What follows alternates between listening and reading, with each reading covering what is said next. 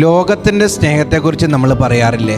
ഞാൻ മറ്റൊരാളെ സ്നേഹിക്കുന്നു, ഞാൻ സ്നേഹിച്ചു കഴിയുമ്പോൾ എന്നെ തിരിച്ച് സ്നേഹിക്കുന്നു, കൊടുക്കുന്നു, വാങ്ങുന്നു, കൊടുക്കുന്നു. പക്ഷെ ക്രിസ്ത്യൻ ലവ്, ദൈവത്തിന്റെ സ്നേഹം നമ്മോട് ഓരോരുത്തരോടും പറയുന്നത് എന്താണെന്നറിയാമോ? സ്നേഹം കൊടുക്കുന്നവരാകും, വാങ്ങിക്കണ്ട, കൊടുക്കുന്നവരാകും. പ്രത്യേകിച്ച് ദാമ്പത്യ ജീവിതത്തില് അച്ഛൻ പറയാണ്, സ്നേഹം ഭർത്താവിന് കൊടുക്കുക, സ്നേഹം ഭാര്യയ്ക്ക് കൊടുക്കുക, കൊടുക്കുന്നവരാകുക.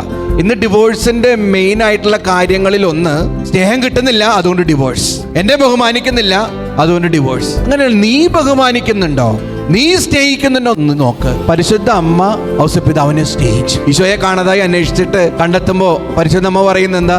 നിന്റെ പിതാവും ഞാനും ഒന്നാം സ്ഥാനം ആർക്ക്? ഭർത്താവിന് കൊടുക്കാണ്, സ്നേഹം കൊടുക്കാണ്. ഈജിപ്തിലേക്കുള്ള പലായനം, ബെത്ലഹേമിലേക്കുള്ള യാത്ര, ഔസപിതാവിനോടൊപ്പം യാത്ര ചെയ്യാണ്. വേദനകളിലൊക്കെ ഔസപിതാവിന്റെ കരം പിടിച്ച് യാത്ര ചെയ്യാൻ. അവസാനം ഔസപിതാവ് മരിക്കുന്നത് പരിശുദ്ധ അമ്മയുടെ മടിയിലാണ്. സ്നേഹം കൊടുത്തു അവര് ജീവിച്ചു എന്നുള്ളതാണ്. സ്നേഹം മേടിക്കണ്ട, കൊടുക്കാൻ പരിശ്രമിക്കുക, സ്നേഹിക്കാൻ മത്സരിക്കുക. അപ്പോൾ പരിശുദ്ധ അമ്മയെ പോലെ നീയും ആയി മാറും. ഇന്ന് മെസ്സേജ് ബോക്സിൽ ടൈപ്പ് ചെയ്യണം, ഈശോയെ അങ്ങേ സ്നേഹത്താൽ എന്നെ നിറയ്ക്കണമേ എന്ന്. ഈശോ നിങ്ങളെ അനുഗ്രഹിക്കട്ടെ.